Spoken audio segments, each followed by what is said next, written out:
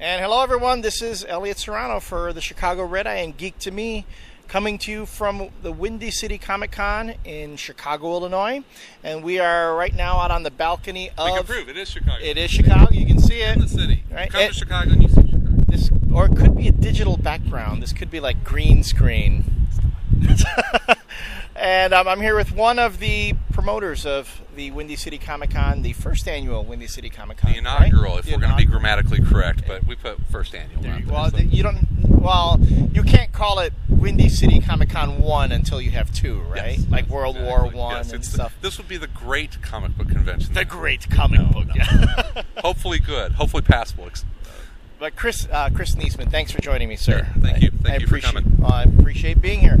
So, you've put together a nice little event here, if you ask me. Everyone I've spoken with so far, whether they're vendors or artists, very pleased with the event. Is it coming together like you wanted it to? Yeah, because it never comes together how you want it to, and you prepare for that if you do enough events, and whether it be in your work related or see events in the comics world, you always expect a few things to be pulled off great, and other things you have to be able to adapt throughout the day, and we've been able to do that. It's actually gone a lot smoother than even we thought it was going to, from our pre-registered guests and people that are coming right off the street. Attendance has been great. It seems like people are having a good time, and that's really what it's about. Is we expected people to have a good time, and that's what's happening. So from that respect, things are coming off exactly how we wanted. Awesome. Now, the Windy City Comic Con is, as we said, the inaugural. Mm-hmm. As you folks have been saying in a lot of the press leading up to the event, comic conventions, local comic conventions used to be a way of life here in this city until not too long ago. What do you think happened? There's a lot of different answers to that. It's not any one thing. Comic book conventions became very large.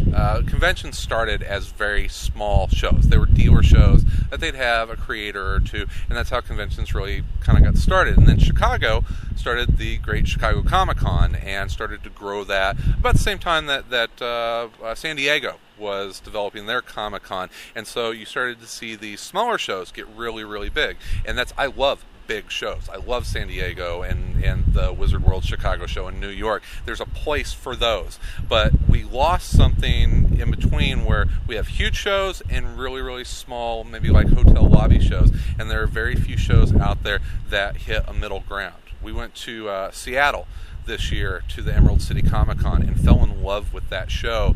And Brian Salazar, the other co-promoter for the show, and I talked, it's like, if we ever want to do a show in Chicago, we would like to pattern it after the Emerald City show. And this is kind of hopefully the genesis of doing that, because we think that in the city, for an affordable price that doesn't take a huge amount of commitment, either time or money wise, to go to, there are thousands of comic book fans that are maybe just curious about conventions but don't want to dedicate an entire day or 2 days and a lot of money in ticket prices. It may scare them away from bigger cons. We have a one-day show that's 8 hours long in the city of Chicago for $5, and so we think that we're catching a lot of the casual comic book fans or people that are maybe just curious but didn't want to dedicate an entire weekend and a lot of money to a bigger show. That's a very long answer to your question.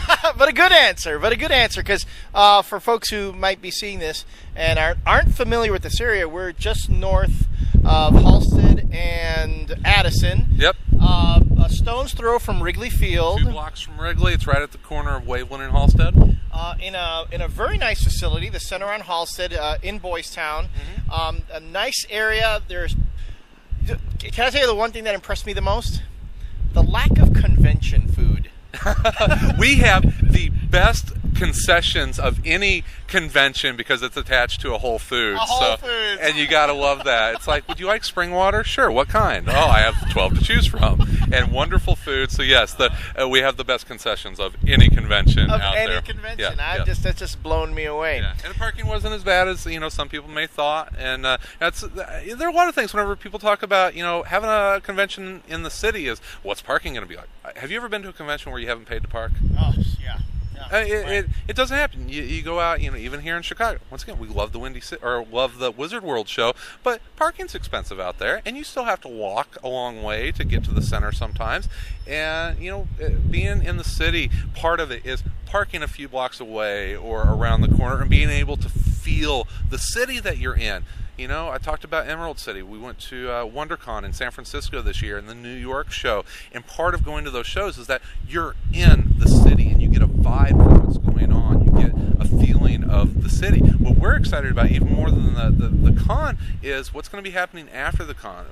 Groups of friends that are going to be going out together in this neighborhood and other neighborhoods. We have an after party on South Loop. People that have come from out of town for this show are coming to Chicago. And it's awesome.